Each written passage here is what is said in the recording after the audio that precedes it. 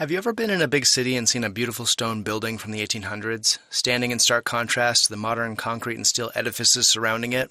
How could people that didn't have access to modern building equipment, materials, and engineering know-how put up these buildings? Could people with access to literal horsepower do this? Maybe they didn't. Maybe history as we know it is all wrong and a worldwide civilization has been systematically removed from our textbooks, leaving just a few tantalizing clues in their exquisite buildings. Did their Tartarian Empire exist, running on its free energy and advanced knowledge? In the modern day, we're taught that Chicago was built in the 1800s, but there's so much with that narrative that doesn't add up that it leads us to believe that there's something that was left out of the official history books. In 1605, a map published in Venice shows North America with many old world cities. Notice that the symbol to represent these cities is some type of red castle. Supposedly at the time that this was written, there was no English-speaking settlements on the North American continent. In the middle of the continent, past the end of the St. Lawrence River, appears the name Shalaga. And we can see this in a variety of different maps. It's right in the exact same place that Chicago would appear, and obviously, the name is extremely close. In 1894, the Chicago Tribune actually mentioned Shalaga being on a map from 1615. Chicago or Shalaga on an old map. Quote, President Harper of the University of Chicago has lately received a quaint map of the world. This map was presented to President Harper by Dr. Charles Richter, the Imperial German Representative Commissioner to the World's Fair. Now isn't that interesting? It continues, the following letter of presentation accompanies the map. Quote, W.R. Harper, President of the University of Chicago. Dear Sir, when during the early preparatory stages of the exposition work efforts were made mainly upon the investigation of Mr. Curtis to collect maps, supposition be correct, it is most likely on this map the name of Chicago in its original form appears for the first time. Quote, Herr Professor Graf of Dresden, who has taken a prominent interest in the researches to which the Chicago Exposition and the historic events underlying its existence have given so powerful an impulse, has upon a request arranged for a photographic reproduction of the maps in question.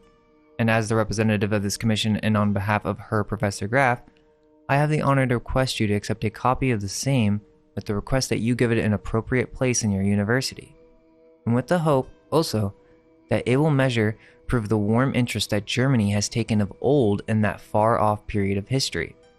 I trust that you will accept this small token of esteem in the spirit in which it is given, as a mark of appreciation, however inadequate, of the energetic efforts that are being made towards the propagation of science and education by the Chicago institutions generally, and your university especially, and as a manifestation of the interest which German scientists have taken.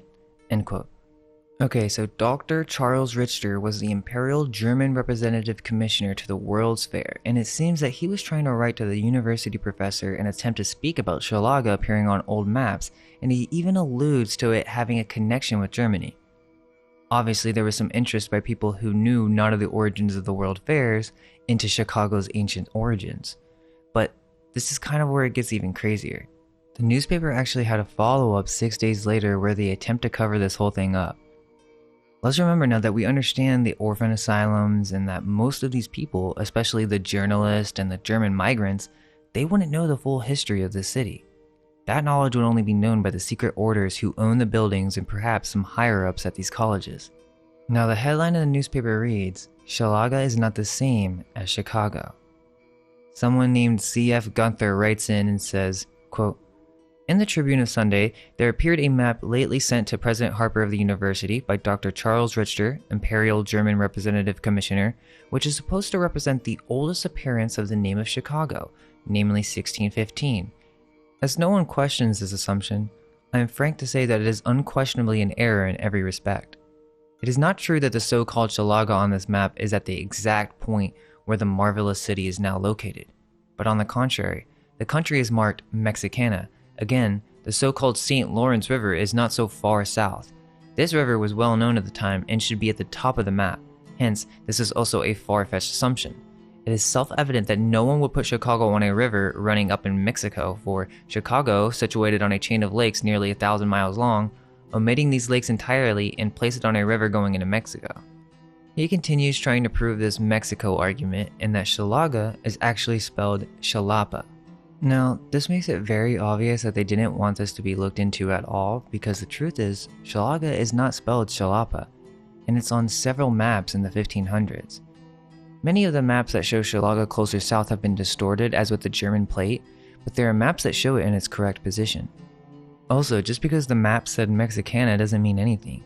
In fact, Mexicana is said to have been all of California, Florida, Nova France, Norumbega, Quivira, and many more. It wasn't literally just in Mexico. And it's very strange that someone at the university actually said this and ignored that Shalaga is actually accurately placed on Mercator's map, so there's obviously some type of cover-up going on. Also, another argument made is that Hochelaga appears on several maps, and that Shalaga is some corruption of that, but I think Hochelaga must have been some type of smaller settlement made around the ruins of Shalaga, possibly by cannibalistic tribes as mentioned in many books around this time. But this got me looking into the University of Chicago, and just take a look at this building, which was also graciously funded by John D. Rockefeller. So yeah, it's another castle, but just think about it. Why would the college try to cover up Shalaga? Well, it's because the officials, or those who were in control of Chicago at the time, were secret society orphans who had repopulated the city and educated the population. By this time in 1890, most of Chicago's population was transported in, and the people had no clue who actually built these structures. Just look at the University of Chicago's emblem in 1890. Looks like we have a griffin in flames. Maybe they're trying to tell us something? They tell us that Chicago was raised afoot because of swampland flooding. They tell us that they built a tunnel under the Chicago River. They tell us that there was a great fire, yet when we look at the old pictures of Chicago, it looks like a bomb went off. They tell us that Chicago's World Fair was built in less than 3 years. Even if this was done with plaster, this would have been a massive undertaking. Just look at these structures. Does this look temporary to you? The purpose of these fairs were to indoctrinate, and I wouldn't be surprised if people began asking questions. Look at Dr. Charles. He obviously was curious to Chicago's ancient origins, since it has been depicted in maps, and they were probably curious about who built all these structures, and so maybe the officials decided that they had to get rid of it, so they destroyed everything. These structures were not built in the 1800s. Chicago was an old world Tartarian city. It's even on Mercator's map from 1569, so why when you look up Shalaga does it say that it's only on a map in 1605? Very strange, right? And on the Mercator's map there's a series of texts with Latin legends that actually talk about Tartaria. He mentions the Tartars almost 20 times on this map, and it's possible that they're the actual source for where Mercator actually got his info. He talks about a King John who had taken over the country of Tartaria, and basically in order to quell rebellion, he decided to disperse them into different countries, breaking their power of rebellion. But the Tartars were unwilling to give up their kinship, and of mutual association, they made a vow and fled to the northward, where they seized a very vast country. So Mercator was well aware of the Tartarians, and if they had complete control of the east, it's not that far of a stretch to assume that they would attempt to pass the Bering Strait. If we look at Arzareth, which is the land beyond the Great River, far away from the habitation of man, in which the 10 tribes of Israel will dwell, observing the laws of Moses until the time of restoration, Arzareth was clearly in Tartaria, right by the Bering Strait. The Tartarians, then trying to flee whatever king or parasites were trying to take over, they crossed into America and began creating cities, one of them being Shalaga. In America, being the latest and most accurate description of the New World, we actually have a paragraph that speaks of this exact situation. Quote, "The other Tartary, which certainly was the first nursery, from hence the Americans were transplanted. Tartary, or Tatary, so called from the river Tatar, which runs through the country Mongol into the Northern Ocean, covers a great part of the terrestrial globe. The lesser Tartary makes out a considerable part of Europe, the greater is Asia. Now we must inquire from what Tartars the Americans extracted. Mornius, Postellus, Jean-Bardus, Poterus, and others are of the opinion that the Tartars, which about the year 1228, under the command of Zingis Khan, overspread the earth like a deluge, where the successors to the 10 tribes of Israel, which were carried into captivity to Assyria by Salmanazar, the Tartary, or rather Tartaria, seems to be some testimony thereof, because it signifies in the Syrian or Hebrew tongue remnants or remainders, as seemingly because these Tartarians were remainders of the forementioned tribes." End quote. So you tell me, what do you think? Is Chicago the ancient mythical city of Shalaga? If we connect this with the Chicago World Fair, then it actually starts to make a lot more sense. Souvenir notebook from the World's Fair of Chicago, along with the passports that we have seen, especially the early ones in the 1800s. This notebook of 1897 seems to paint a different picture of the World's Fair and what may have been going on. More of a school as opposed to a fair. This is not the Mississippi that I remember. This is not at all the feeling I get when I think of Mississippi. And here I guarantee there are people from Mississippi watching this video that have never seen this photo before. And I've seen some of this expo, but this may as well be the first time for me, once again. And forgive me, this is Omaha, Nebraska. That's even weirder. Everything still applies. Not the Nebraska that anybody conceives of in America. When we in America think of Nebraska, we think of nothing. Flat, barren lands, now filled with corn and cattle, and nothing. And yet here it is, or was, of course. This will have all been torn down to Chicago, pre-fire, 1871. And we see the same scenario as we do in all cities. Very few people on the streets. Streets of mud.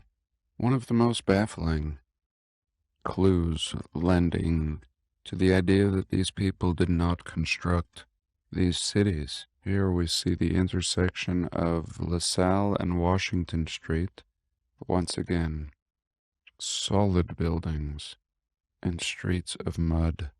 And this architecture is too sophisticated for the conditions that these people are living in.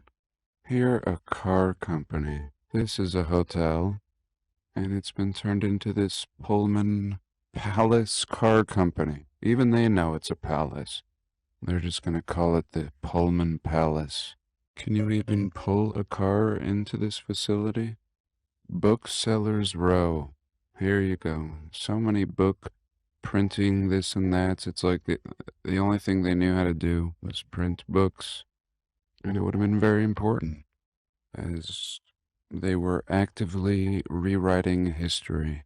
And the courthouse, 1870. Brand new, we would be told. Why does it look like it's old and burnt? And why does it look like this? Come on, 1870? Again, streets of mud. One old cypress tree. Not so old, but there's not much vegetation. But yet not new construction. I mean, here they're telling us the wings were just added. Nothing has been added here. This is perfectly preserved from the past. And here, the open confession and salute to the controllers. And this is it. These guys would shape the future. These guys are in part responsible for why most people do not see these buildings as a part of America or every part of the realm. A unified people that were building in this style everywhere.